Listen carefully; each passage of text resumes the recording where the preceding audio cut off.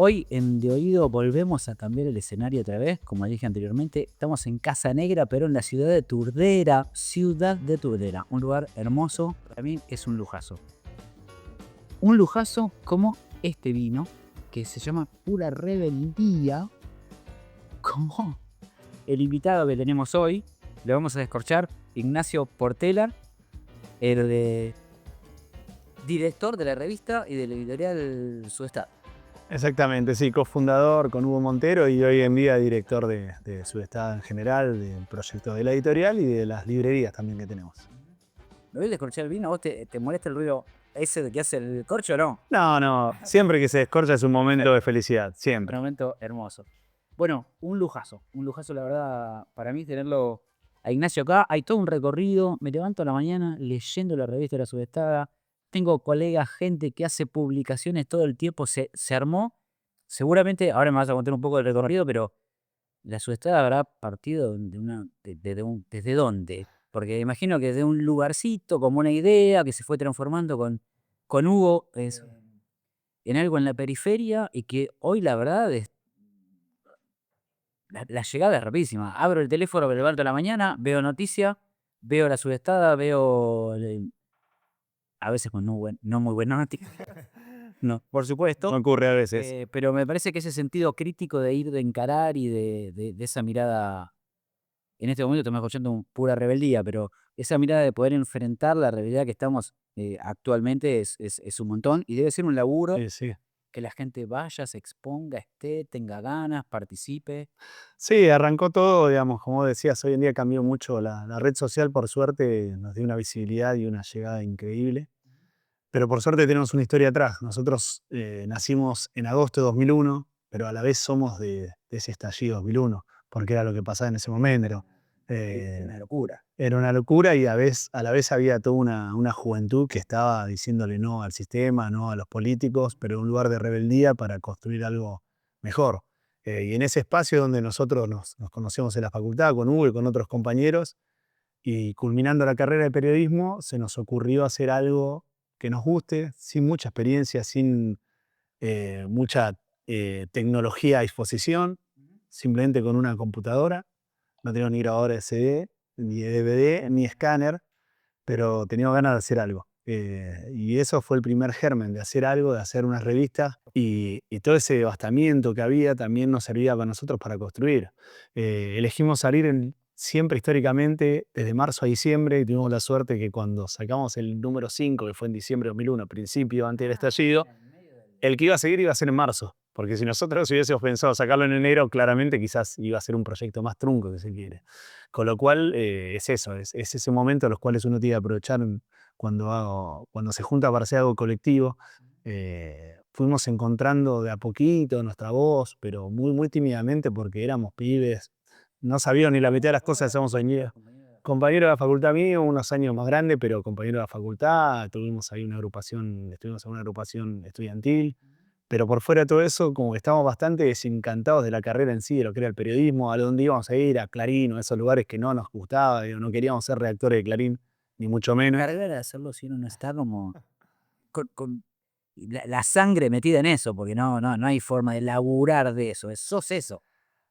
Hay algo de cuando te toca y sentís ese llamado, tenés que meterte, no importa si en el medio tenés que hacer otras cosas, porque claramente nosotros cuando arrancamos, como te decía que éramos bastante pibes, todo el mundo, todos teníamos otro trabajo, otro ingreso, otras vidas, y el tiempo libre y la cabeza siempre estaba metida en cómo hacer de su estado una buena revista en su momento, y con el paso del tiempo, bueno, creció como editorial, como medio de comunicación, y lo que fue eso, la llegada de las redes hizo de que lo que a nosotros nos costaba esfuerzo físico de ir con las revistas puesto por puesto, a que de repente podíamos meter una noticia en un medio y Despegar de explotar. hablas de redes Sí, en aquel momento y lo relaciono con las redes hoy, o sea, que eran claro. dos redes totalmente diferentes. Era esto del pasaje de boca en boca tan artesanal y con el camino de el poder pertenecer y ser parte de, a hoy las redes, que era lo que te decía ahora, a la mañana me levanto y leo las noticias, o sea, veo las noticias en las redes, ¿no? Sí, es como que parece que fue otra vida, digamos. Vos pensás, nosotros hacíamos una revista de la cual la escribíamos, la diseñábamos, la editábamos y después la repartíamos con mochilas en puestos de diario. y después la cobrábamos y después teníamos que volver a hacerlo. Y era como Canal. muy artesanal y continuo. Y como te vuelvo a decir, digamos, no teníamos, nadie nos pagaba la edición, las ediciones se pagaban con que se iba vendiendo la edición anterior, hacíamos actividades, charlas, todo para que eso siga funcionando. Y en el medio nos encontramos con miles de personas valiosas que escribieron, que editaron, que estuvieron y que fueron haciendo que crezca esto. Por suerte, mucha gente hoy en día sigue estando, somos un grupo grande de compañeros y compañeras, y el proyecto fue mutando, pero sin perder nunca la pasión por el hecho de hacer algo distinto, algo que nos identifique, algo de los que estemos orgullosos. Y era eso, nos costaba un montón porque teníamos que llegar nosotros con nuestras manos y con nuestras espaldas a la mayoría de los lugares, que en principio fue el conurbano, porque era lo más fácil que teníamos, subirnos a los trenes y llegar a todos los ramales con las revistas, pero con el paso del tiempo la gente empezó a llevarse revistas para repartir docentes, sindicatos en distintos lugares, y cuando ya teníamos todo relativamente armado en el hecho de que ya la revista era mínimamente conocida, entrevistamos a gente famosa que nosotros admiramos para que también replique esa voz, y con el paso del tiempo logramos empezar a editar libros, y ahí es donde surge, 10 años atrás, por decir, o sí, 10 años atrás, red social que era Facebook, que para nosotros era como algo nuevo, algo raro, y eso amplificó de una manera nuestra llegada exponencialmente. Y hoy en día, con la inmediatez de las redes sociales, lo importante es tener un grupo en el cual uno cree, y que los que estamos escribiendo, lo que queremos comunicar, tenga que ver con ese origen y con esa pasión que nos movilizó desde un principio, que sea llegar al lector, a la lectora, a quien te está consumiendo, y que antes quizás leía un diario en papel, y hoy en día lo primero que te aparece es una notificación de celular. Bueno, que vos seas lo más fiel a lo que puedas a tu pensamiento y que estés a la altura de comunicar lo que quieras hacer, ¿no? Porque hay tantas saturación de información. Momento, fíjate. Sí, sí. Sí, evitando todo tipo de censura por otros canales donde Nosotros tenemos una manera un de... lugar masivo, colectivo. Sí, hay una manera de llegar y una manera de comunicar que la gente sabe qué ideología tenemos, que estamos plantados desde un lugar que no es orgánico ni es partidario, pero sí saben que nos paramos de un lugar que va a ser la defensa de los derechos humanos, la defensa de las diversidades y la defensa de los laburantes. Después, a veces tenés que salir a defender, como en este caso últimamente que pasó con la proscripción de una candidata del kirchnerismo, o a veces tenés que salir y hablar de las injusticias que hay para los partidos de izquierda. Dentro de ese espacio popular nosotros nos movemos y damos las voces e intentamos de que todos tengan un espacio para poder contar parte de su verdad.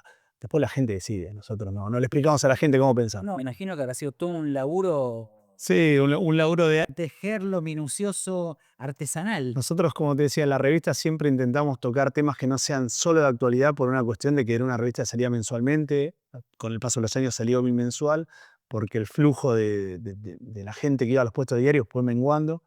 Pero siempre intentamos tocar temas que tengan que ver con la cultura y más adelante con lo que era la política. Y el guevarismo fue uno de los temas que siempre estuvo en la revista, que Hugo lo trabajó muchísimo, y había notas que escribían autores de todo el mundo, no solo de Cuba, sino que había toda una historia de, bueno, el Che en Bolivia, el Che en el Congo, y cuando la revista había salido y cuando ya empezamos a hacer posición de lo que era el mundo editorial, pues nosotros recién en 2010 empezamos a sacar libros, además de la revista.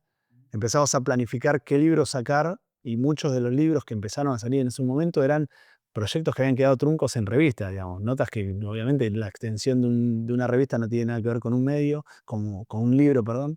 Entonces surgió eso, de compilar todos los escritos que se habían hecho de notas de distintas facetas del Che, y que un lindo laburo de recopilatorio porque se puede conocer no solo una biografía, que hay buenas, como la de Johnny Anderson, hasta la de Pacho O'Donnell, sino que era encontrar distintas facetas de Guevara, y eso, que la gente después opine. Después no es que decimos Dios Guevara, sino que el Che como ejemplo a seguir de alguien que dijo quiero cambiar el mundo, y no es poca cosa querer cambiar el mundo, para nosotros no es un chiste. Y gente que se la haya jugado, nos parece que vale la pena Sí, sí, sí. reivindicar. Y que ha marcado muchísimo Sí. en nuestra cultura. Em, Leí, después vamos a tener más como en definición, el homenaje a Roberto Santoro.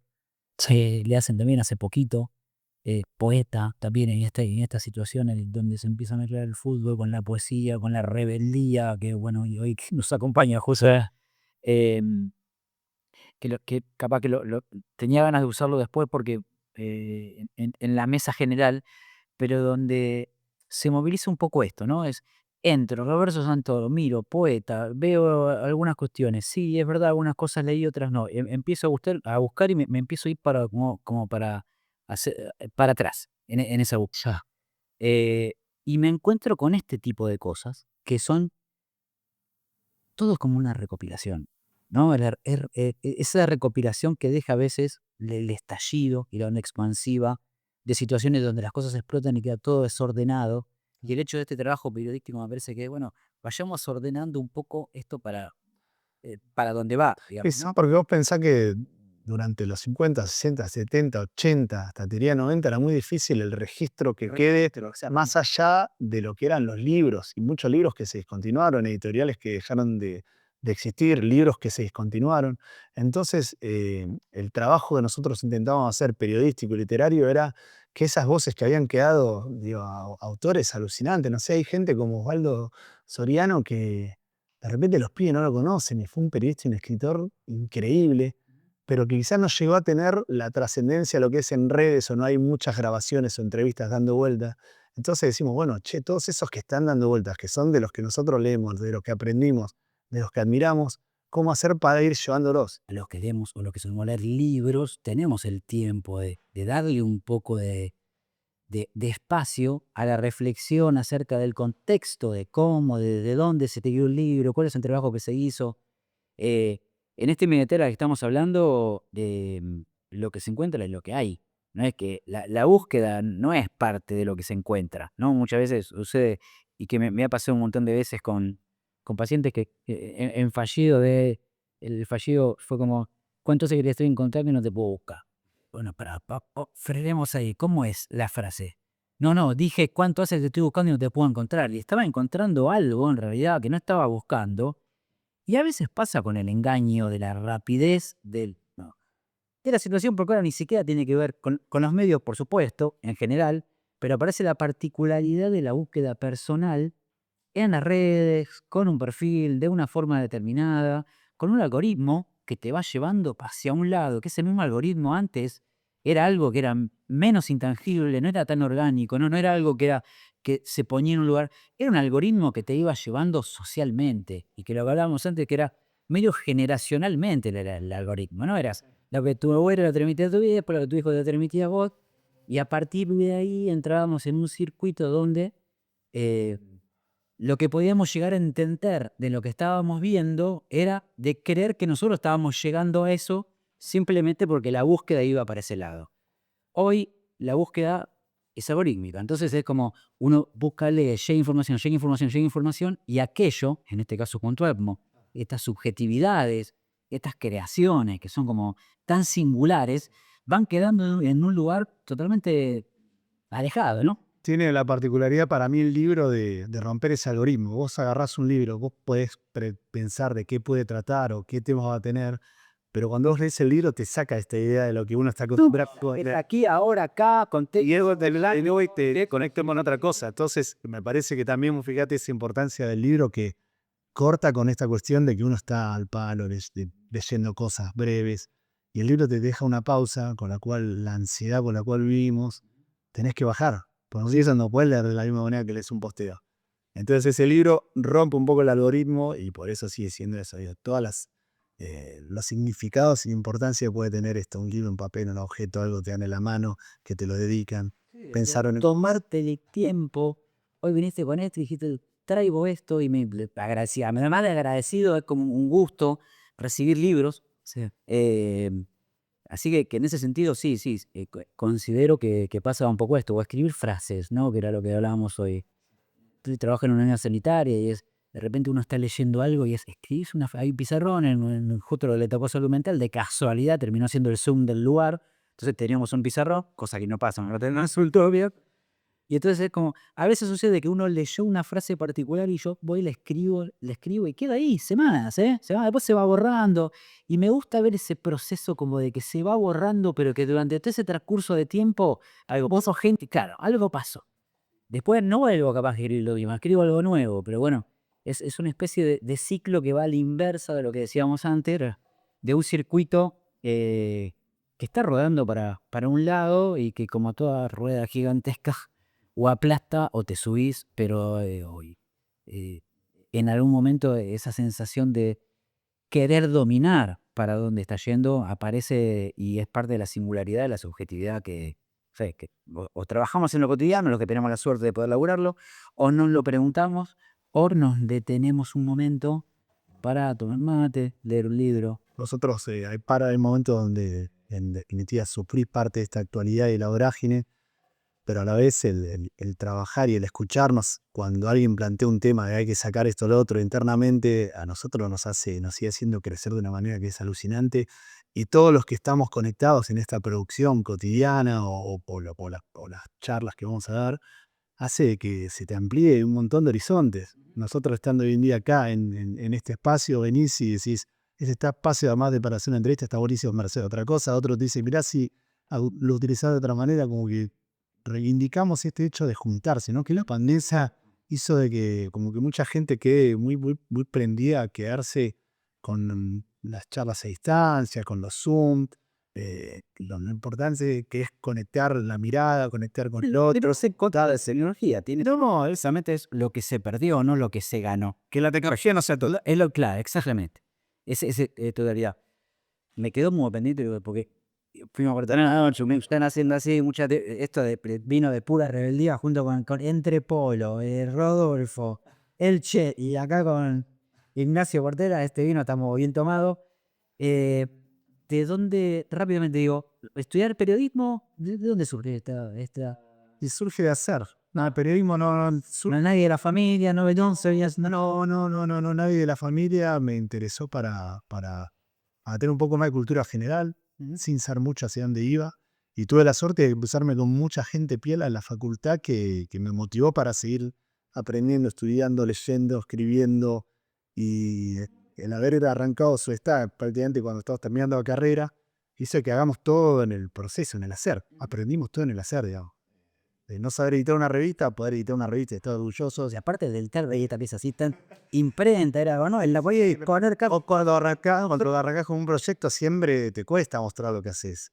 Y de a poquitito fuimos asomando un poco la cabeza y logramos de que lo que sacamos era un orgullo. Lo defendimos siempre, ¿viste? A capa y espada, lo que es muy subestada. Y en el quehacer de todo eso nos convertimos en editores. Yo pues, me volqué hacia la edición de libros, ahora a la selección de lo que nosotros sacamos. Se nos ocurrió abrir librerías para hacer otros espacios, no las librerías tradicionales en las que uno va, compra, te atienden y te cobran lo que vale. Entonces nosotros hacemos de repente charlas, actividades, agarras un libro.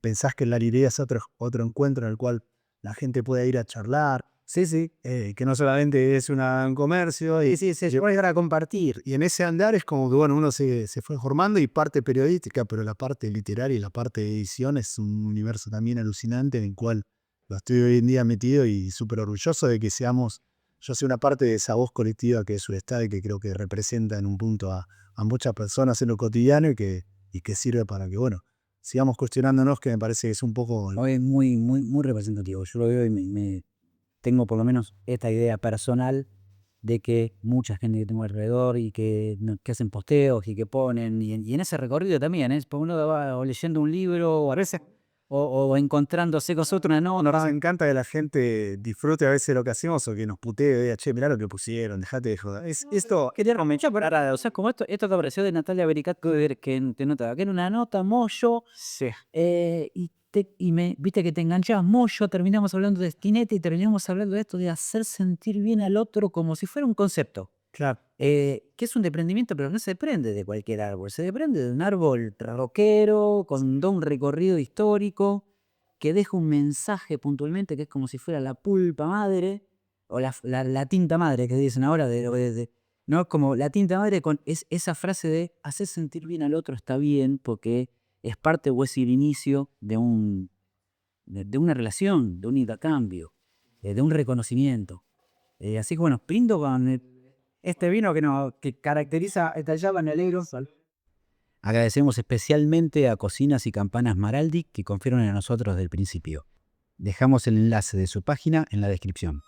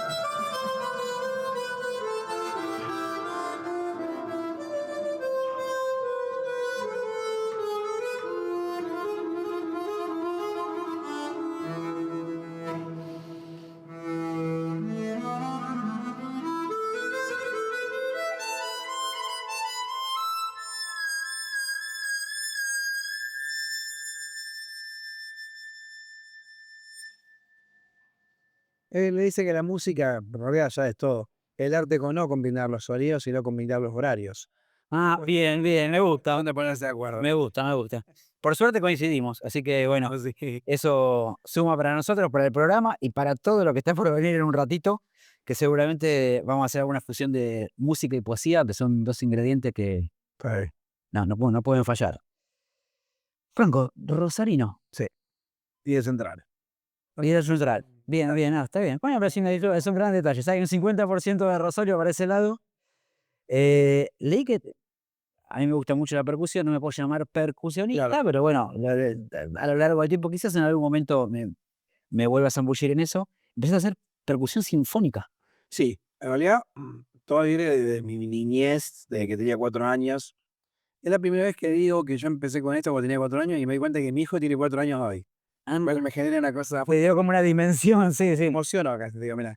Bueno, sí, yo cuando tenía 4 años me encontré, no sé por qué, con que me empezó a gustar un folclore muy tradicional, que son, Ujú. por ejemplo, o sea, yo todavía hoy, cuando escucho música, me amaco, ¿viste? Y voy marcando el ritmo. ¿Sabes que mis viejos vieron eso? Mi viejo un melómano, y mi vieja también hija de un músico. Mi abuelo materno, director de banda militar, músico militar, director de banda. Mi abuelo paterno, que fue el que conocí, que me acuerdo era cantante lírico. Soy profesional, nunca se animó, pero hacía las grandes óperas italianas con vestuario y corista del Colón, que iba del Teatro del Círculo de Rosario, todo muy, muy así. Todos se mataban en algún momento. Todo, sí, todo música por todos lados. Entonces mi viejo vio eso, mi vieja también, y me acuerdo que me regalaron un pequeño bombito, no el legüero, porque el legüero es el cavado de tronco, pero eso de madera terciada, quemado con Sí, con la cruz quemada, ¿viste? Lo que se hace, ¿cómo se dice? con Souvenir. cruces de soga que tenían ese. Exactamente. Y yo sobre eso tocaba sobre grabaciones, por ejemplo, de Don Sixto Palavecino y el coro de los niños, el coro quechua, castellano. Ah, O sea, el Rosario, que es una ciudad muy musical, pero si se quiere, mucho más rockera, más tanguera, más citadina. Yo me acuerdo que a los 4 o 5 años tocaba sobre esas grabaciones, sobre vidalas o chacareras cantadas en quechua. ah, Así que ahí empecé como mi relación con la música y con la percusión. Pero sí, a los 8 o 9 años empecé a estudiar en la escuela, estudié en las 3 escuelas de Rosario, en la universidad, y estaba en la escuela profesional y la escuela municipal. Empecé con la batería y después me metí en el mundo de la percusión sinfónica, la percusión de una orquesta. Ese golpecito de triángulo o ese choque de platillo que está escrito en un momento preciso en una partitura. Es un mundo maravilloso. O los timbales, ¿no? Bom, bom, bom. los tendales es una hermosura, pero Hermosa. Y mi tío fue el que se fue allá para el 79, 78, 79, no me acuerdo qué año. Se fue y él dejó la batería en la casa de mi abuela. Porque él era baterista y percusionista. Entonces dejó en un rincón de la casa de mi abuela, de mis abuelos, que yo me crié con eso, todos los tambores cerrados con su estuche negro. Y yo siempre decía, ¿qué onda? Hasta que un día a los 9 10 años me dijeron, si estudias, estaba armando la batería. O sea que también, mira ahí, mi tío es el que había dejado la batería, mi tío el baterista, el que estaba en Europa tocando. sí, él dejó como ese juguete curioso ahí dando Después él vueltas. siguió con eso. Entonces, para mí era todo un mundo. Y hasta que un día me dejaron armar la batería y empecé a estudiar. Es muy importante eso que decís, porque lo cierto es que la profesión de la música es un camino difícil. Es un camino difícil. Yo lo entiendo ahora que soy padre. O sea, es muy loco lo que te voy a decir. Y más en este mundo que estamos viviendo hoy. Y está Pero agitado. yo no sé qué le diría a mi hijo si me. O sea, si quiere dedicar a la música, digo, sí, dedicate. Pero bueno, a ver, organicémonos. Porque no es un camino fácil. Ujú. Entonces, en eso, o sea, es un filtro muy grande. No es como el deporte. En el deporte, sabemos que vos tengas una personalidad que muy quebrada y que no te lo permite. Pero si vos sos bueno, el bueno llega a la selección. En la música no pasa eso. Vale la aclaración. Eso no pasa. La música depende. Depende cada vez más. Yo creo que depende cada vez más de elementos externos, de la difusión, de un montón de cosas. No, pero si vos sos bueno con el tiempo, eso creo cada vez menos. Lo bueno tiene que ver con la formación, con el oído, con la historia. Pero lo bueno, viste que hay viste que está esa cosa de ¿qué es bueno en la música? Si te gusta. Y yo pongo siempre el ejemplo del cuento de los 3 chanchitos. ¿A vos te gusta La Casa de Paja y Cuero? Estás en todo tu derecho, hermano. Pero no es mejor que la de Cemento y Piedra. Que no se mezcle lo que a vos te puede gustar. Eh, porque, porque la música también es una construcción. Y ni siquiera tiene que ver solamente con conocer. Hay cosas folclóricas del mundo que son maravillosas, pero porque son muy genuinas, Ujú. porque son milenarias, porque vienen de herencia. Es difícil resumir y decir qué bueno, qué malo, pero a mí no me gusta cuando, o sea, nosotros, vuelvo al deporte, nosotros sí podemos decir si un tipo juega bien a la pelota o no, por qué o no, o si un tipo juega bien al básquet, por qué o no. Parece que que en el arte, como si te gusta y ya está. No. Para mí hay cosas que están construidas, bien construidas y otras que no. Pero ese es un debate muy profundo y muy largo. Pero entonces yo creo que, digamos, uno tiene la herencia de la música y demás, pero es cierto que también yo soy el primer profesional del todo tal vez de la familia. ¿Mm? ¿Por qué? Porque bueno, siempre está esa cosa de, bueno, la música, o sea, la profesión de la música es como tirarte con los paracaídas, ¿viste? Sí, sí, abre o no se abre. Solista, dúo, trío, Mm. cuarteto, dentro de todas estas líneas que es folclore tango, jazz también, Sí, ¿querés saber algo más de esto? dentro de lo clásico, Que sí. me parece que estás, o sea que si tú, la pregunta sería, ¿este instrumento, la armónica, Mm. tiene esa versatilidad Sí, total. de poder entrar? Maravilloso. Está En buena la no podemos pregunta. conocerlo, por eso te pregunto, ¿no? No, lo que pasa es que para mí hay instrumentos que tienen inmediatamente, y está bien que así sea también, porque tiene que ver con un poco con la historia. Por ahí se lo asocia mucho a algo. Entonces la armónica tiene una asociación fuerte con el blues, obviamente, porque mueve una colección de blues. Mira que te estoy diciendo, la colección de 12 CDs, te parece que estoy hablando de la prehistoria. Hoy alguien te está diciendo, alguien diciendo que lobo, Rey Chuajo. En una colección de CDs, no te extrañaría ver en un volumen una armónica en la tapa. Está muy asociado a ese género, por ahí con otros géneros cuesta más, pero es un instrumento que tiene una versatilidad increíble. Y es un instrumento que está muy ligado a nuestra música popular, al folclore del tango, al tango y al folclore, porque yo siempre digo que es un instrumento que vino en los mismos barcos que vinieron tantos instrumentos de los inmigrantes, porque tiene origen, es en la misma zona de los países, bueno, Alemania, vamos a decir, donde viene el bandoneón, donde vienen los acordeones, Italia, bueno. Y que se referencia tanto por el acordeón y uno empieza a buscar, decir, bueno, Piazzolla, y he escuchado cosas que has tocado también, tiene como... Le queda muy bien la armónica Piazzolla. Te voy a contar una cosa, lo que Piazzolla le pedía al padre cuando él era muy chiquito, obvio, le regaló un bandoneón y qué bien que hizo el padre, ¿no? No, Nino. Pero cuando él era muy pibe, tenía 8, 9 años y andaba de pandillero ahí por Nueva York, porque quería que le regale lo que le pedía al padre era una armónica. Ah, mirá. Así era, pues, una especie de, cómo se llama la palabra? Reivindicar eso, le queda bueno. Bueno, a Piazzolla le queda bien todo. Sí, es tan universal, de acuerdo, estoy de Pero la acuerdo. armónica le queda maravilloso. Sí, son elementos que hacen a la idiosincrasia. A mí me parece que no está bueno que se pierdan esas cosas, ¿viste? El mundo muy globalizado, ¿viste? Sí, Aparte se globalizan para que lleve la pelota al campito, o sea, para no ir a la pelota. Ya lo sabemos a eso.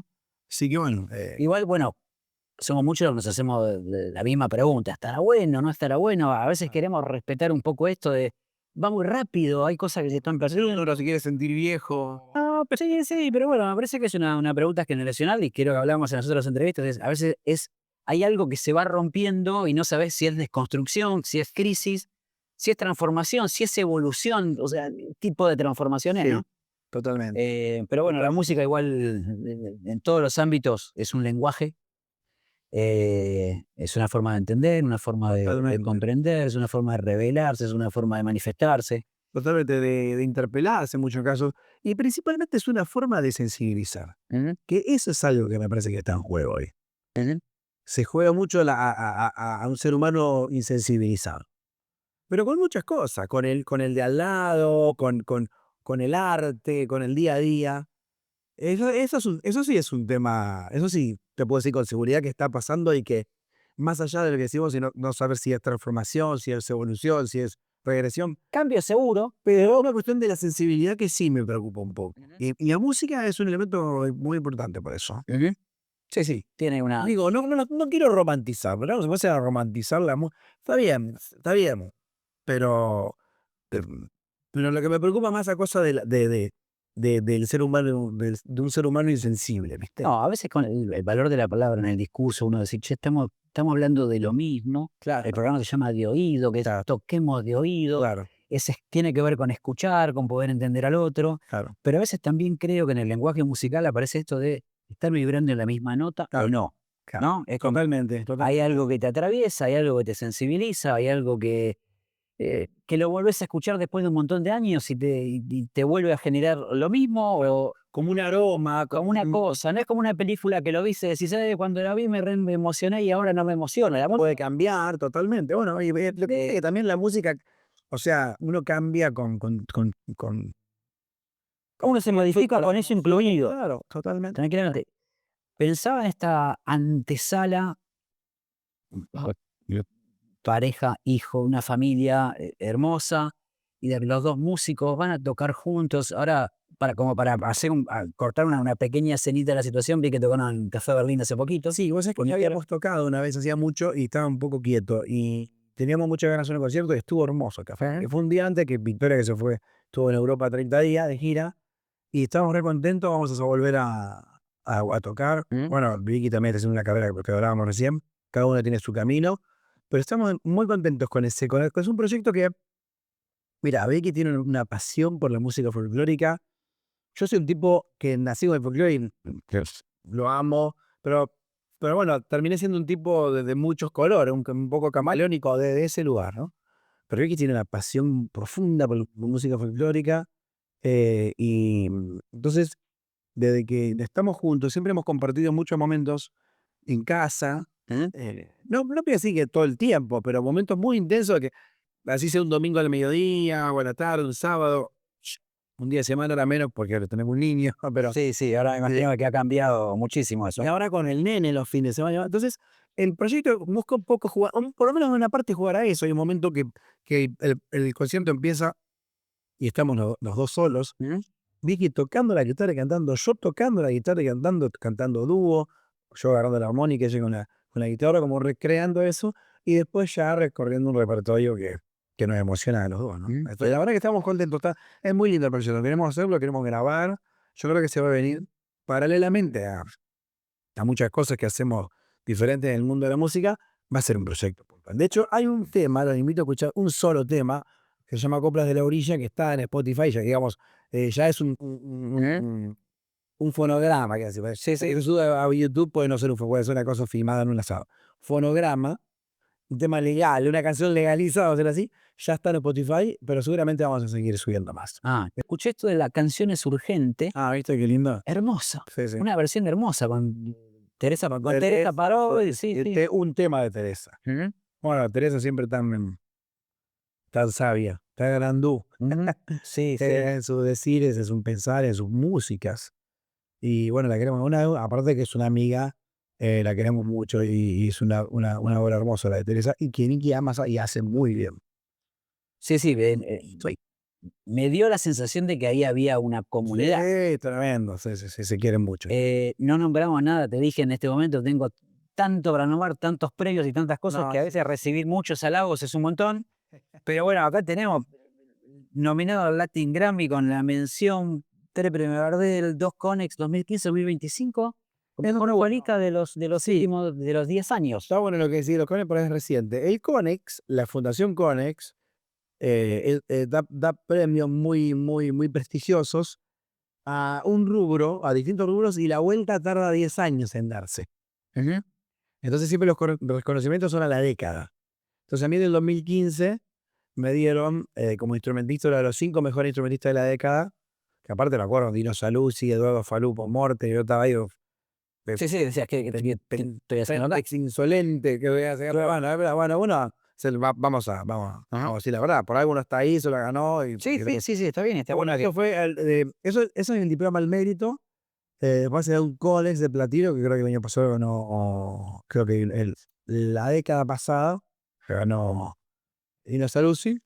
Y a mí pero sí se da el diploma del mérito a esos 5 por década. Y ahora me volví a tocar no se hace la entrega el de platino, pero no importa, la verdad que ya es un gran reconocimiento. es un gran reconocimiento, porque es un reconocimiento que se hace como a las 100 personalidades. No sé si es la palabra en un premio como el Conex, pero justamente trata de despegarse de esa cosa así más espectacular, igual, porque pero estar ahí, ¿no? Esto de repente tener esto de revelación y consagración en el Cosquín, que calculo que debe ser muchos años y después volverlo a recibir. Totalmente. Y ese es el circuito que se va armando donde también ves otros que están haciendo otras cosas diferentes y que van creciendo a la par, ¿no? Que van creciendo a la par, uno se mantiene, Ujú. eso es importante. Ahora también es importante sentirse que uno Sí. sigue andando en el cauce y que va viendo pasar un montón de cosas. Que empezó siendo el pibe ese que por ejemplo, me pasó con el Precosquín. Yo salgo con Precosquín Ujú. y yo fui revelación, como bien dijiste recién, fui consagración, que ya consagraciones son artistas consagrados justamente. Sí. Y por su carrera y su relación con Cosquín. Después está el premio Cumming. El premio Cumming es como el premio a la trayectoria, ¿no? Pero tuvo otra cosa muy linda dentro de Cosquín, que es haber sido jurado primero en instancias en la ciudad de Buenos Aires, pero después me tocó ser en Cosquín 2 años seguidos. Y estar todos los días eso, y acordarme que 20, 22 años atrás, yo estaba allá. Estabas ahí. Y ahí ver un montón de gente. La verdad que es maravilloso ver todo lo que hay en todo el país. Y que siga gente. Potencia también te da porque cuesta mucho, ¿viste? Habiendo tanto nivel Ujú. que hay, falta para ese, para varias. O te ves que para la mayoría de las estéticas falta espacio, faltan ojos, faltan oídos. Pero bueno. ¿Avisó? Muy bien, gracias. ¿Alguno?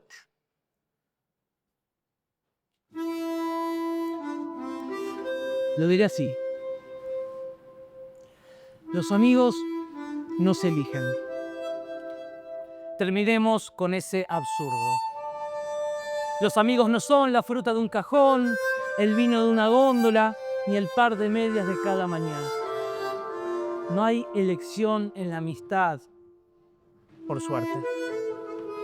Si de mi voluntad dependiera, si los amigos eligieran, no tengo dudas de que lo tendría peores, menos lúdicos, menos profundos, menos idiotas. Los amigos irrumpen. La amistad se instala sin decisión alguna justo ahí cuando la soledad se hace insoportable y un cuerpo extraño se ofrece.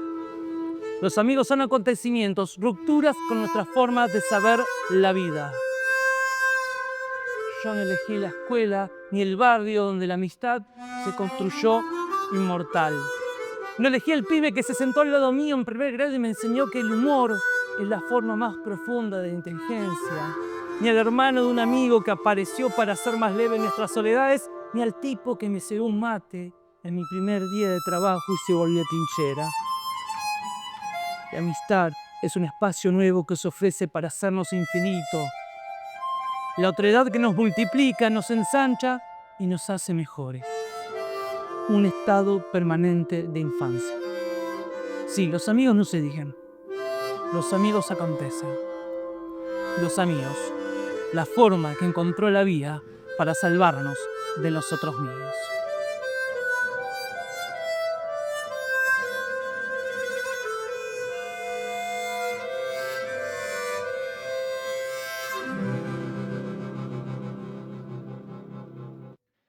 Me vengo a Buenos Aires a los 33. La segunda vez, de la repetición. La primera vez vine a los 24, estuve 2 años y me volví a Cipolletti. Y a los 33 retorno ya desde otro lugar. ¿Cómo decidido? Sí, digo, a los 23, 24 me vine más en una cuestión exploratoria. Yo estaba terminando la carrera de psicología, tenía que hacer la tesis, había ahí una historia de amor también. Me vine a Buenos Aires. Buenos Aires era... En ese momento era muy fanático de Cortázar en esos años, y Buenos Aires funcionaba como una especie de París para mí, ¿no? Digamos, soy de interior, de Cipolletti, entonces irme a Buenos Aires era como irme a París en busca de la maga. Y me vine, estuve 1 año y medio, 2, y me volví a Cipolletti, me recibí, me puse a trabajar allá en Cipo, empiezo a escribir, empiezo a dar clases en la universidad, publico. Escribo un libro de poesía y bueno, y a partir de ahí se empiezan a dar una serie de películas que Buenos Aires me empieza como a llamar, a convocar. Hablo con uno de mis mejores amigos que vivía en Buenos Aires. Me dice, che, ¿por qué no te venís? Es de músico. Hacíamos un espectáculo juntos de música y poesía. Ah, muy bien. Claro. ¿Con este primer libro que fue? Mufasa no debió morir, escritos por si acaso. Porque así se llamaba el blog. El blog se llama Mufasa no debió morir. Bien, bien. Escritos por si acaso. Y con ese espectáculo que hacíamos con este amigo, bueno, decidió venirme a vivir a Buenos Aires a los 33 años. Que fue una sorpresa para toda la familia porque por lo general uno se va al interior a los 17, 18, no a los 33. Compartimos una profesión hermosa, los dos psicólogos, pero te leí mucho también. Y llegué a vos por eso, por la lectura, bueno, en tu caso por la escritura. Y si tenés todo un recorrido, fue Mufasa, bueno, el primero, después poemario. Sí, Siempre venías en la línea de los poemas. sí, arranco con poesía en el blog. Arranco con poesía llegando, esto ya lo he dicho en otros casos, casi como un paracaidista, no era un lector de poesía profundo, no vengo del palo de la poesía más orgánica.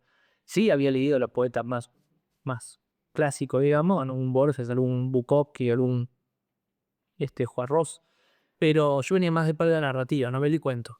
Pero cuando me pongo a escribir y abro el blog, lo que me empieza a salir fue poesía. Como una forma de decir, porque me parece que la poesía permite ese decir más próximo, más cercano al yo, digamos, menos ficcional, si se quiere, aunque no quiere decir que no haya poesía ficcional. Y eso empezó a salir, empecé a escribir poesía, empecé a publicar poesía, y bueno, después llegó el resto. Bien, a mí siempre me presenta como esa curiosidad porque estamos hablando del lenguaje, que tenés algo muy, muy lindo escrito del lenguaje, que ahora lo vamos a leer, pero también aparece el otro y tiene que ver con que nosotros trabajamos constantemente con esto de la atención flotante, el discurso, la palabra, y esta cosa entre la sensibilidad y la literalidad, y hay algo en tu poesía particularmente que se destaca y se nota muchísimo, que es esa sencillez entre el juego entre la metáfora sencilla, digamos, ¿no? Que se pueda decir mucho con poco, que a mí realmente me atrae, me gusta muchísimo. Y en ese recorrido después, no sé si ese es el proceso, porque después fue la pausa del mundo. En el medio hay otro que se llama Tal vez esperabas otra cosa, que lo publico de manera independiente ya estando en Buenos Aires. Y después llega La pausa del mundo, que un poco es la síntesis de esos dos primeros libros, más algunos inéditos que escribí en pandemia. Después llega Después del viento, otro poema y después llega la novela Se espantan los peces. Bien. Se fue luego.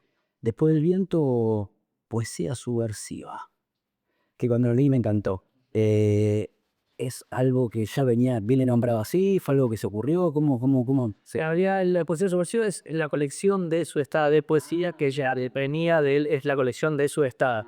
Yo tuve el honor y el placer de que me hayan convocado y permitido participar de esa colección que ya me precedía, digamos, con Fasolá, con Mina Ferrari, con Nati Berical, con todos esos monstruos que están ahí, y en un momento se me da la posibilidad de publicar con ellos, pero la colección me antecede, digamos. Aparece una novela que calculo que habrá sido algo, me dijiste que trabajabas en el tema de las narrativas y calculo que la novela aparece como a lo mejor un proceso. ¿Cómo lo vivís? ¿Como algo creativo? Sí, no, fue una búsqueda, siempre me gusta decir que la poesía me encontró y la novela la fui a buscar. Digamos, la poesía me encontró y en la novela la fui a buscar. Yo de toda novela quería escribir una novela o novelas más de una, y ahí empecé a trabajar en una idea de una novela que pues quedó por ahí olvidada y apareció otra idea, otra novela, y ahí cuando ya vi que ahí había algo que empezaba en la fase, bueno, empecé a trabajar con Luis May en la novela, con su taller. La verdad que Luis es un maestro, no solo es un gran tipo, sino que es un gran maestro. Yo lo jodo, digo que es nuestro Bielsa, digo, pues es un tipo muy exigente, que sabe mucho, es muy rígido, pero que te hace hacer cosas que por ahí uno no sabía que tenía, ¿no? Digamos, yo pensé que jugaba bien de 5 y él de pronto te manda de 4, decís, mira, vos de 4, te vaya a descender por derecha o así. A ver, la ruleta de la novela, como todo trabajo literario, y fue bastante autónomo, digamos. Me gustaría decirte, yo direccioné la novela y que empecé con una planificación y empecé en la A y también en la Z. No, la novela fue mutando, fue teniendo su propia metamorfosis, porque inicialmente la novela trataba sobre un psicólogo en hospitales públicos. Y un poco desmitificando aquella escena o el lugar de supuesto saber en lo que nos ponen a los psicólogos en la clínica más tradicional. Entonces me interesaba mostrar todo ese otro laburo que se hace desde la psicología en espacios más comunitarios. Esa fue la primera apuesta. De ahí, de hecho, uno de los capítulos finales de la novela, Prender fuego a los manuales, era el principio de la novela. Yo empecé con ese texto, que le salió de una visita en el Darham. Me senté en un café y escribí ese capítulo. Pero después, bueno, Simón empezó a cobrar vida y Simón, por suerte, se despegó del autor, digamos, el narrador se despegó del autor, como debe ser. Y entonces ahí aparecieron otras peripecias de Simón y ahí apareció la amistad. Y el lugar de la amistad de la historia de Simón. Pero insisto, no fue una búsqueda voluntaria de escritura, sino que se fue dando el mismo proceso creativo. Y esta idea de que la novela es una novela sobre la amistad no era una idea que yo tenía prefijada, y ni siquiera cuando terminé la novela me di cuenta que era una novela sobre la amistad. Eso me lo dice la editora de Hoja de Paulada, donde dice, che, esta es una novela sobre la amistad. Y para mí era una novela sobre el duelo, sobre el desarraigo, sobre un montón de menos de... Y bueno, De hecho, casi emocionalmente lo transmitiste de manera diferente a lo que te había pasado cuando lo escribías. claro, digo, porque en realidad Simón empezó a contar todo eso. Obviamente yo le presté a Simón mi voz y hay cuestiones biográficas aficionadas ahí. Y lo del Turco García es un guiño. Primero porque soy de Racing. Segundo porque es famoso gol de Turco García donde se baja los pantalones. Bueno, justo el editor de Subestada es uno de mis editores, son independientes y saben bien de lo que hablo. Y eso se me ocurrió en un momento cuando estaba escribiendo que podía ser una buena peripecia para ese grupo de amigos. Mostrar el culo cuando se mandaban alguna cagada. Y eso fue, pero fui tomando de mi biografía cuestiones que me servían para la ficción, y después la ficción eso se fue para donde fue. Claro, digamos, eso se volvió más autárquica, digamos, que lo que el autor se proponía. ¿No? Sí, igual esto de mostrar el culo es una cosa hermosa. Yo tengo preparado, me han dicho un grupo de vacaciones aquí, porque hay una cosa adolescente ahí, eso era juego, es como un juego de... Hay una recuperación de esa cosa adolescente, del cuerpo y esa cosa, ¿viste? De ponerse en bola y esa cosa que es muy adolescente, es muy de esa edad, muy del cuerpo. Y digo, bueno, también apareció en la biografía de Simón. Perfecto. Bueno, se nombran estos amigos, la relación con ellos. Yo había traído algo en relación a un recorte que había de Nietzsche, de Así habla Zaratustra, que hay un capítulo puntualmente que habla sobre la amistad, y que yo creo que a lo largo del tiempo se genera un montón de movimientos en los vínculos y en las relaciones, y transformaciones, por supuesto, no solamente en uno, sino también en las relaciones. Y acá habla de esto del lugar del amigo no como un par, sino como un tercero, ¿no? Lo nombra como ese corcho que nos permite separarnos entre el yo y el comentario propio. Creo que lo he hecho Chinaski también en algún momento, lo escuché en una ahí. Y me pareció buenísimo esto de que el amigo te permite que uno pueda salirse de uno, ¿no? Y poderse ver desde algún otro lugar y hacer un balance general de la situación. Casi que se hace como un acto reflejo, ¿no? Esto de la necesidad a veces de, puedes hacer terapia, puedes hablar en general, en pareja, y digo, pero hay un lugar que tiene la amistad en particular que te permite como destaparte quizá, ¿no? Después el problema es cuando uno quedó demasiado con el culo al aire. Claro, claro. Eso puede ser el pantalón, claro, hay que subirse un poco en el pantalón, pero me gusta ese concepto de terceridad en el lugar de la lista. Sí, que de hecho, digo, más allá de la novela, yo un texto de Después del viento, se llama Los amigos, que es un poco el texto que creo que me trae de su estada, digo, que un poco trabaja sobre esa misma idea. O sea, sí yo conocer la frase Bien. no lo conocí la frase de Nietzsche, que puso ese lugar después, yo sí entendía la idea de la amistad como un acontecimiento que nos saca de la propia quietud, no permite un ejercicio de alteridad que aparte muchas veces es fundante de la propia subjetividad, de la propia historia, digamos, ¿no? Digamos, estamos marcados por esas experiencias comunes con amigos, ¿sí? Y creo que incluso de nuestro oficio, digo, de la psicología, el psicoanálisis, si bien en la adolescencia se habla del grupo de pares, me parece que a veces hasta se relativiza ese grupo de pares. Entiendo que esos pares muchas veces cumplen funciones casi de ese corcho, pero que no solo nos salvan de nosotros mismos, sino que nos salvan del contexto, que a veces puede ser muy complejo, y el amigo está ahí a los 15 años para ir a tomar una cerveza, o para ir a contarle el drama, o para tirarse en el piso, en el césped, a mirar el cielo y preguntarte si Dios existe o no existe. Digo, ahí está ese otro, ese tercero, que, bueno, que sin darnos cuenta nos funda. Estoy de acuerdo. y tomo algo de esto, de ese tercero conocido que tiene una historia, un recorrido, hay una elección, se comparten anécdotas, historias, de una partecita, a veces no, pero una parte de un poema, no sé bien literalmente capaz que está mal, pero cuando hablas en un lugar, en un punto sobre esto de el otro desconocido como una amenaza, ¿no? Que esto hace también que la situación se desbalancee, porque si el otro, no, que nos van criando un poco así, el otro hay que tener cuidado, en lugar de que el otro sea una oportunidad. Esto de tener amigos muchas veces hizo que uno se aloje en ese lugar seguro, eh, y hacía un poco más difícil que el otro no sea una amenaza, simplemente por ser desconocido. Eh, Hoy vemos, eh, por la situación en la que estamos y por los movimientos que estamos viviendo en general, por la agresión, por la violencia, eh, que parece ser como que esa tendencia al desconocimiento eh, se empieza como a esparcir, ¿no? Es esa palma de la que hablábamos antes, que no está cuando se tira para que suene. Y hay mucho laburo por hacer. Me parece que los libros son parte de la transmisión revolucionaria, crítica, que abren un poco la línea de pensamiento, incluso de replantearse algunas cuestiones con la propia subjetividad.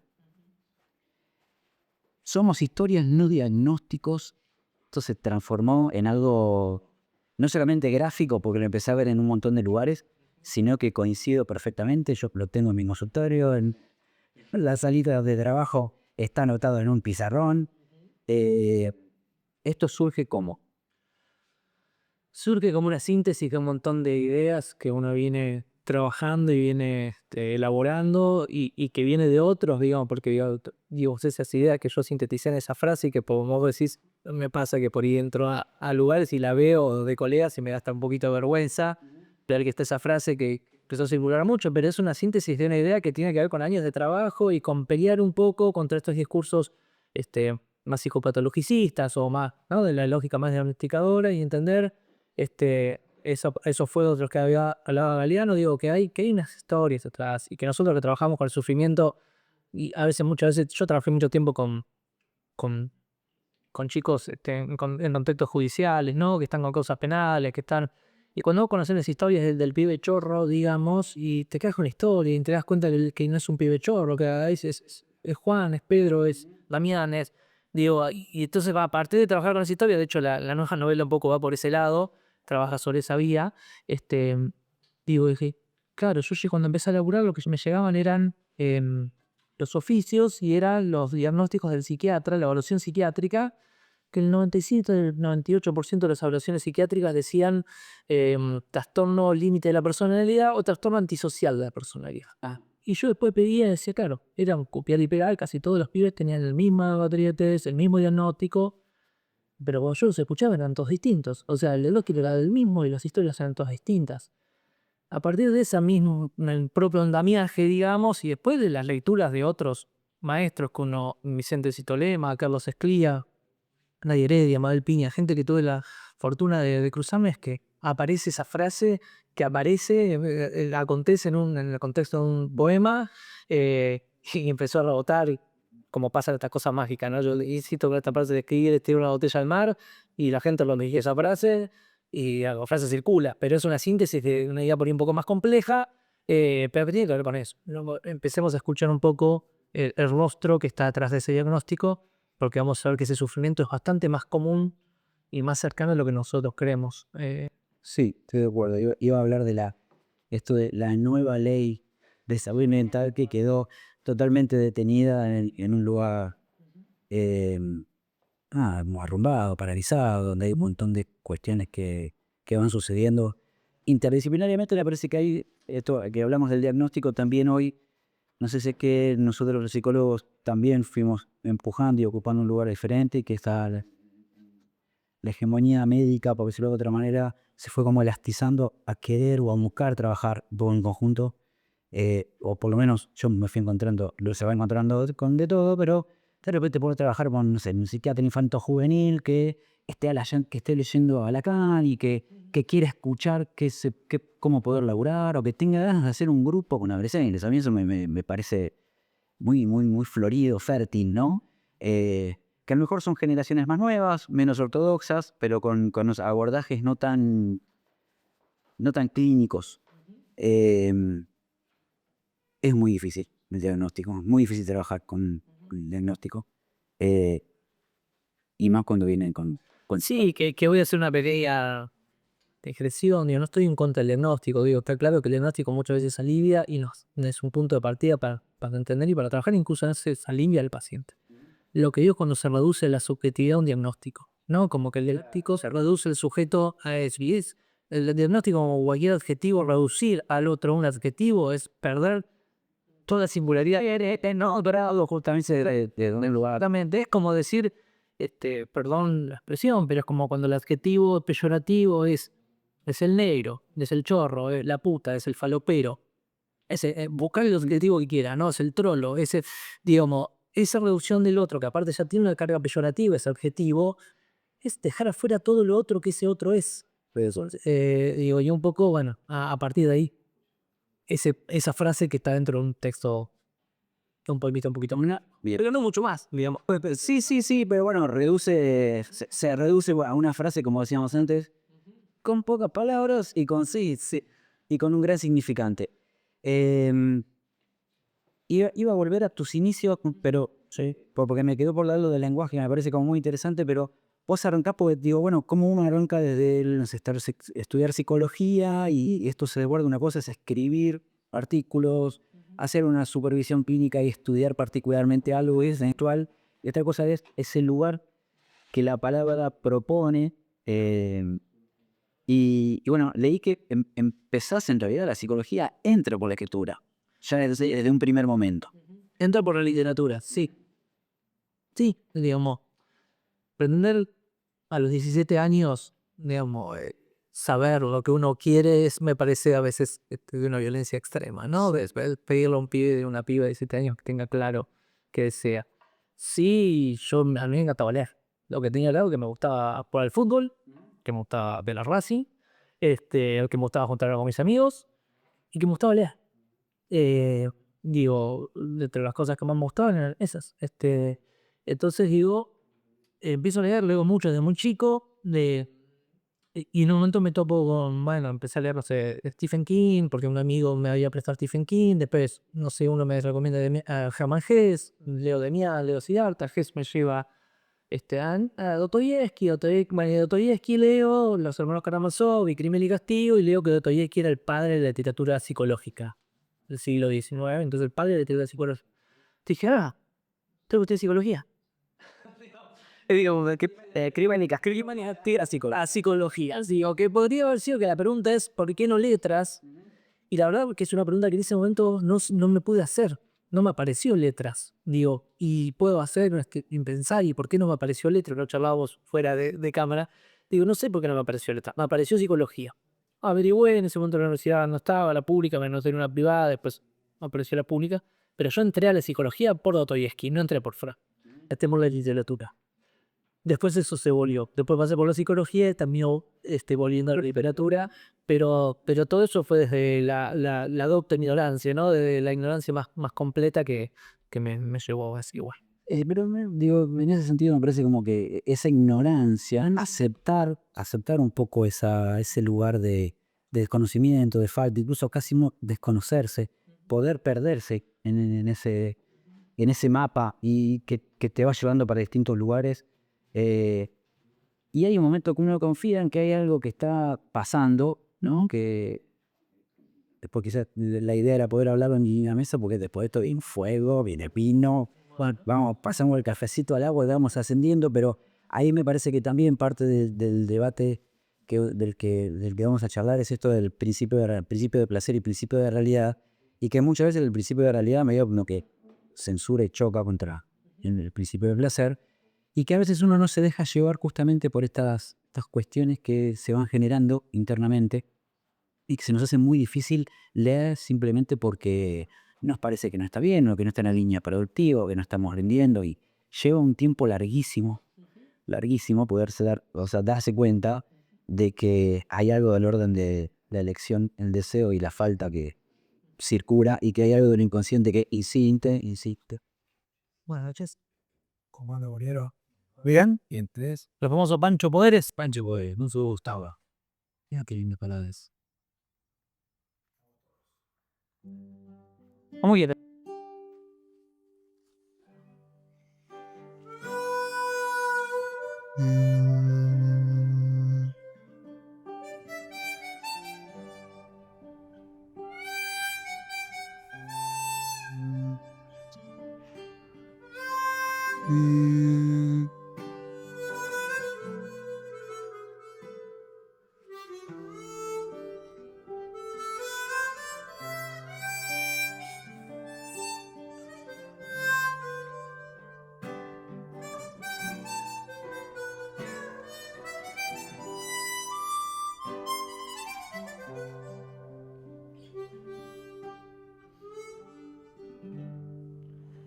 Fue lo que pude, no lo que quise.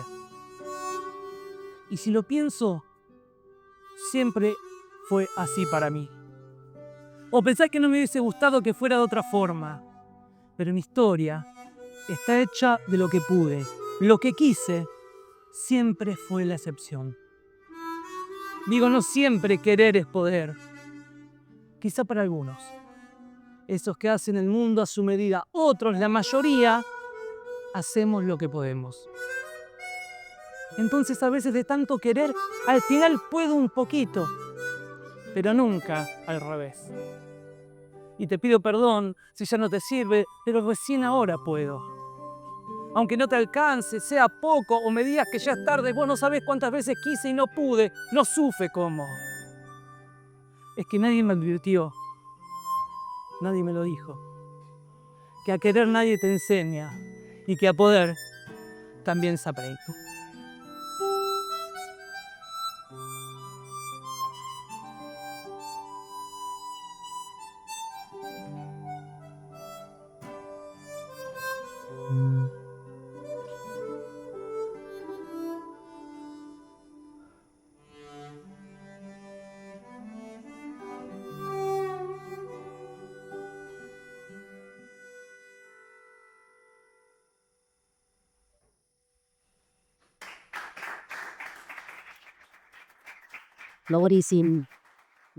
La fiesta continúa con este fueguito de fondo que no falta en el programa nunca, acompañado de Sebastián Gag, de Tommy Fernández, dos genios que me hicieron el aguante desde el principio en el programa.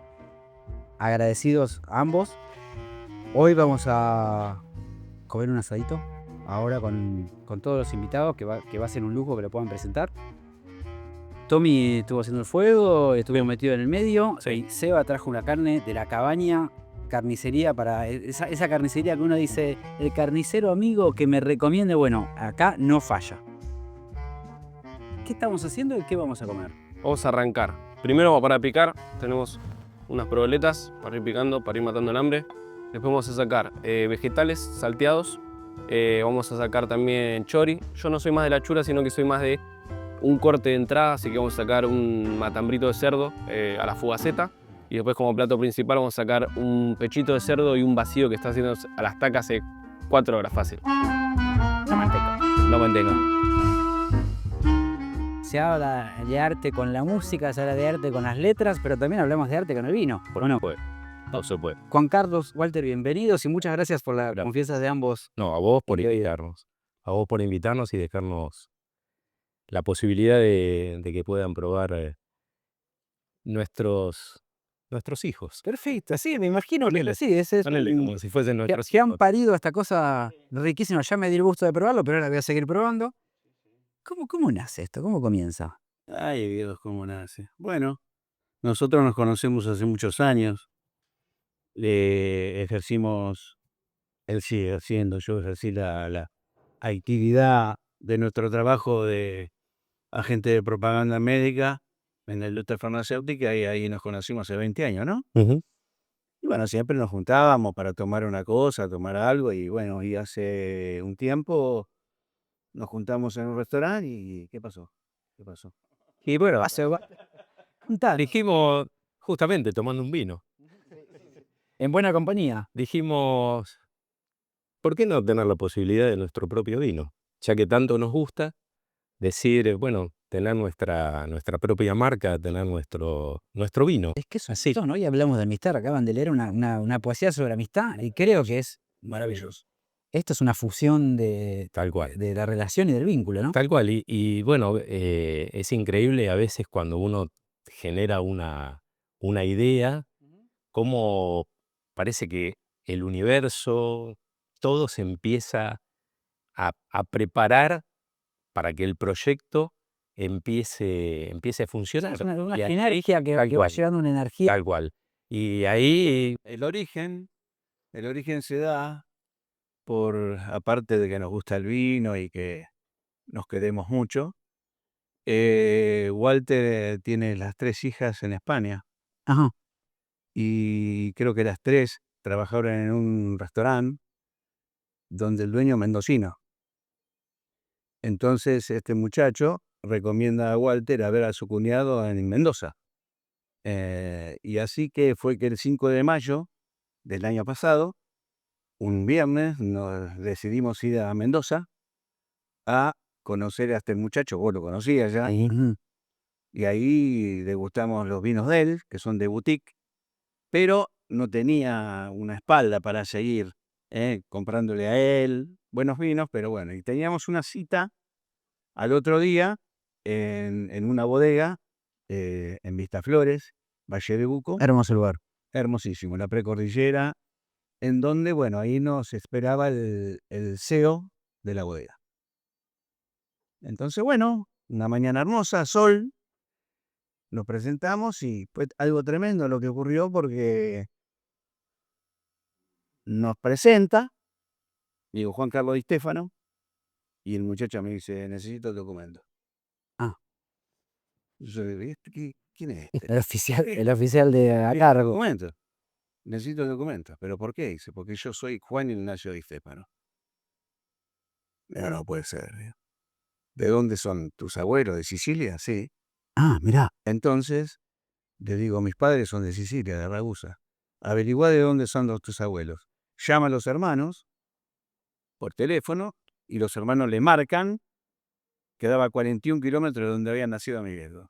No, Cambió la reunión. eran primos hermanos casi. Exactamente. Cambió la reunión y estuvimos 7 horas. degustando, probando. Imagínate estar en la terraza de la bodega, frente a la cordillera, el Cordón del Plata, todos los viñedos abajo, y en ese marco probar y seleccionar y decir, bueno, nos gustó este, nos gustó este, nos gustó este.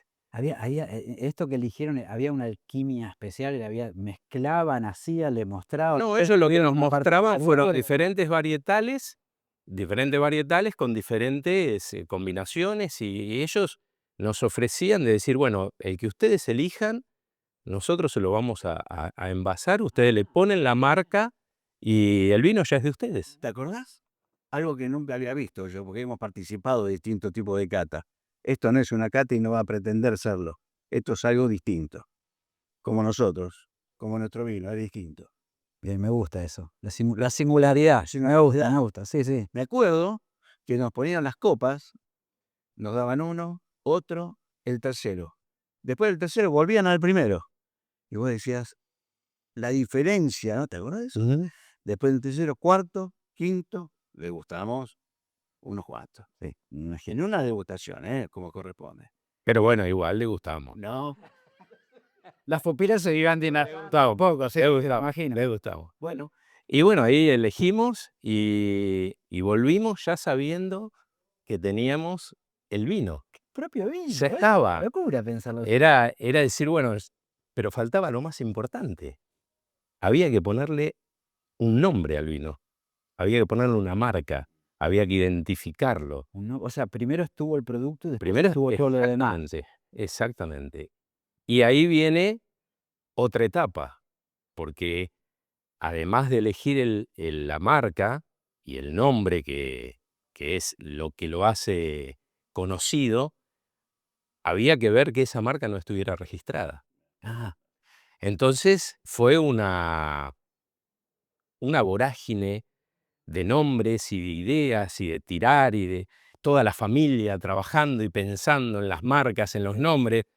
Y estábamos en contacto con la gente que iba a registrar la marca. Entonces surgían los nombres y le pasábamos, no, está Y registrado, rebotaba. está registrado, está registrado, está registrado. ¿Las familias de ustedes trabajaban todas juntas o cada uno con su familia? Y si No, cada uno por su lado. Este nombre. Ah, bien, bien. Porque teníamos que llamar a Mendoza. Ellos llamaban tienen un controlador, le decían el 33, que nosotros no sabemos lo que es. No tal. Sí, está en el 33. Sí, está en el 33. Claro, quedaba afuera. Quedaba fuera. Y un día estábamos trabajando, todavía Juanca estaba en la actividad y ya le quedaban pocos días para su retiro. Y entonces yo estaba trabajando y en un momento iba en el auto y digo, qué poco le queda a Juanca, ¿no? Se me va un referente. Ah, cayó. Y dije, Cayó por su propio peso. este es el nombre. Qué bien, este es el nombre. Entonces lo llamo a Juanca y le digo, Juanca, tengo el nombre. Decía referente. Me encanta. Me encanta. Llamamos al registro de marca. Esperame, dice, esperá porque no estaba registrado. Perfecto. Le digo, ya registralo. ¿Y qué pasó esa noche? No, y eso, cuando llego a casa, él me dice, ya está, le digo, ya tenemos el nombre, dice. Y señora Livia dice, ¿qué nombre le pusieron? Referente. Te lo puso por vos, me dice. No, le digo, ¿qué me va a poner por mí? No tenía ni idea, en serio, de que mi amigo me lo había puesto por Es un acto de amor, ¿no? Es un nombre, realmente parieron un hijo de verdad. Parimos un hijo. Parimos un hijo de verdad. Eternamente agradecido y todos somos referenciales, ¿no? Pero bueno, cada uno tiene un referente en la vida. Estoy de acuerdo. En este caso, aparentemente, fui el referente de acá. Un gran referente, un gran referente. Y después surgió el gran referente. Perfecto. Y el Pura Rebeldía también, tratándose de un vino joven, tratamos de buscar una característica de la juventud. Y Personal, ¿ustedes fueron rebeldes? ¿Se sienten que han sido rebeldes? Bien. permanentemente. Esto es un acto de Es un rebeldía. acto de rebeldía. Este es un acto de rebeldía. Crear un vino, crear una marca saliendo de nuestra zona de confort. Porque nosotros muchos años trabajando en una actividad y todo, y salir de esa zona de confort es un acto de rebeldía. Sí, sí. Así que ahí está el... Con todo el orgullo, aparte que la familia los vea a ustedes rebelarse. Totalmente. ¿no? Porque me acompañando en la rebelión. El 31 de agosto del año pasado hicimos la presentación en Banfield. 140 personas. Dentro de ellos los clientes. Porque nosotros tenemos nuestros vinos, pero también comercializamos otros vinos. Pero esto es nuestro.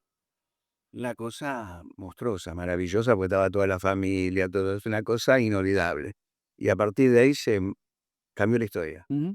Y aparte, el hecho de que, como vos decís, uno también, a nuestros hijos y a la gente joven también, uno es como decirle que siempre hay un buen momento en la vida, no importa la edad, no importa la etapa, para empezar un proyecto nuevo y para cumplir un sueño, porque nosotros podríamos estar ya en una etapa de decir, bueno, Un estamos sueño de tranquilos. amigos que le ponen el nombre dedicado al otro y que lo hicieron en conjunto. Bueno, los felicito. Gracias. La verdad, Gracias. lo probamos. Sí. Ya lo probé, igual le tengo que decir antes. Hoy vamos a probar. ¿Qué vamos a probar ahora? Referente Referente. Malbec. Referente Malbec. Tenemos referente Cabernet Franc. Pura Rebeldía al joven, como decía Walter. Y el gran referente, un gran reserva. Perfecto. Así que vamos a degustar. Te cuento brevemente, referente es un Malbec cosecha 2021 que tiene 12 meses en barricas de roble francés de segundo y tercer uso. Es un vino realmente exquisito, complejo, pero muy fácil de tomar, con un color, bueno, sí, ya lo probaste, ¿no? Ahora Sí. ahora le toca probarlo a usted. Eso, pero me encantó. Es realmente un vino exquisito para acompañar con un buen asado, para una buena comida. Un osobuco. ¿Y con quién? Osobuco, sí. ¿Con qué? Lo más importante. Con con una buena compañía. Y, Eso es lo mejor del vino. Vino con vino más. y con una buena compañía, estoy de acuerdo. O uno solo. Todo bien. Sí, está bien, pero uno solo es una buena compañía. Una buena compañía Sí, estás sí. tú solo, con un chocolate. Sí, sí, para relajar y disfrutar, sí. Tomar un Y seguir creando cosas como estas que son para disfrutar. Tal cual. Bueno, gracias a ustedes. Gracias por este Mi momento. mejor deseo para el referente, ¿no? Por favor. Gracias, hermano. A vos. Una muy linda historia y gracias por acompañarnos y confiar en De Oído. Y salud para todos. Salud, salud. Lo mejor. Qué rico, che. Me encantó. ¿Te gustó? Qué bueno, che. ¿No? Esto de no solamente el ocio, me parece que algo más elevado es, tengo tiempo no solamente para estar haciendo lo que tengo ganas de hacer, sino que además tengo tiempo para contemplar lo que está pasando alrededor, para contemplar una imagen que puede ser un otro haciendo algo, escuchar música, leer un libro. Cuando uno lo empieza a vivir como una pérdida de tiempo, porque está fuera del circuito productivo O no rinde. y no rinde, empieza a aparecer otras cosas, que es la culpa, el malestar, la angustia, em, el pensar en dedicarte a hacer otra cosa diferente a lo que estás haciendo, que es un cuestionamiento que los pibes hoy se lo hacen porque pasan, van circulando de lugar en lugar, nadie piensa en comprar una propiedad, nadie piensa adaptarse absolutamente a nada que lo deje arraigado en un lugar, pero Mejor que ni piensa. la pregunta, Para empezar, eso, pero bueno, a esto voy puntualmente, que es la herramienta es el no pensamiento, ¿no? Es como, ¿por qué me voy a atar si yo puedo viajar? ¿Por qué me voy a atar si allá gano mejor? ¿Por qué me voy a atar? Pero nunca se preguntaron en realidad por la pregunta por la comodidad, por estar haciendo lo que a uno le gusta, por estar planteándose acerca de algunas cuestiones que tienen que ver con, me pregunto por la realidad, ¿no? Porque no es solamente cortaron la autopista, qué día de mierda, hoy no voy, bueno, qué suerte que no voy, que no tengo que cruzar la autopista. Es como, che, ¿por qué? ¿Qué está pasando? Algo está sucediendo, algo está deteniendo esta situación. Más allá del que esté arriba de la autopista, puté porque hay algo que está sucediendo adelante, cuando pasás y ves que hay alguien que está de alguna manera reclamando por algo que uno podría reclamar, esto se pone como en otro nivel, ¿no? Pero bueno, para llegar a ese proceso de pensamiento, tenemos que decir generacionalmente, tenemos que haber superado un montón de otras cuestiones, que es que el no labura no es un vago, por ejemplo, ¿no? Em, el no crecer en un circuito productivo no quiere decir de que no estés haciendo lo que tengas ganas de hacer, o que seas un fracasado. El no ser un hombre proveedor no te pone en el lugar de alguien que no puede, no sé, cumplir la función paterna, por ejemplo. Em, Sí, hay aportes que, digamos, son importantes para que tiendan las próximas generaciones que tienen que ver, no la productividad es todo, pero sí para que estemos acá cenando y comiendo, hay gente que está trabajando y que produce para que eso no sea. Creo que sí que todo se compra y suceda. te di que es que hay un abismo. Hay un abismo estar parado en la autopista porque hay un piquete y estar haciendo algo en el teléfono. No, por ejemplo, a mí me han dicho pacientes, te busqué y no te encontré, como diciendo, sos un fantasma. No estoy en ningún lado porque no quiero estar en ningún lado. ¿No? Pero bueno, un poco es esto. Tipo, ¿no? Porque prefiero mantener el anonimato. Ahora capaz que el programa me va llevando a otro lugar, pero porque es la primera vez que me expongo un poco más. Pero me encantaba estar en el anonimato, de que nadie sepa que hay transmisores de teléfono, o que el vecino, los familiares, los amigos, digo, ¿no? Pero hoy es muy difícil escaparse de la mirada del otro en ese lugar. Una mirada que simplemente está buscando referencias, no siempre está tratando de jugar o que está generando presión, es simplemente qué referencia, ¿dónde voy a ir? En el caso de nuestra versión ¿a qué psicólogo voy a ir? ¿Qué escribió? ¿Qué hizo? ¿Dónde está? ¿Cómo aparece? ¿Qué recorrido tiene? ¿Cuántos premios? No, en trabajo en hospitales. Entonces digo, en ese sentido me parece que esta idea de que uno puede abordar rápidamente o conocer rápidamente a un otro sin tomarse el laburo de esto, de compartir una cena o de charlar un ratito o de, no sé, en dedicarle tiempo a conocer de qué se trata la vida del otro, y cuando te encontrás es algo totalmente diferente. Obviamente. Sí, de hecho voy a decir lo mismo que dije hace un rato hablando de que ya estábamos los cuatro hablando de masculinidades. Hace un rato cuando estábamos allá adelante, yo creo que hablaba con Nacho, no sé con quién hablaba, de lo que estaba sucediendo acá y lo largo que estaba haciendo una propuesta que era no sé qué.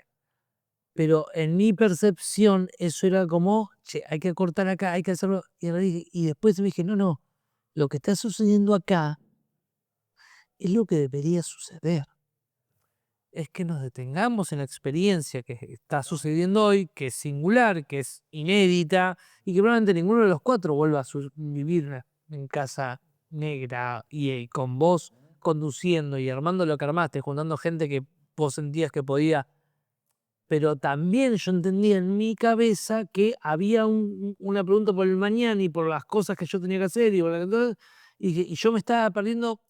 Pero eso también creo que es porque la experiencia del presente está, o en en este momento, tan atomizada y estamos en tantos lugares a la vez que no estamos en ninguno a la vez. Atomizada, sí. Entonces pero también estamos en muchas cosas a la vez. Entonces yo estoy pensando en la paciente de mañana, en mi laburo de mañana, digamos, de dónde vengo y para eso dije, estaba atado a esa demanda que era externa y me estaba perdiendo lo que estaba pasando acá.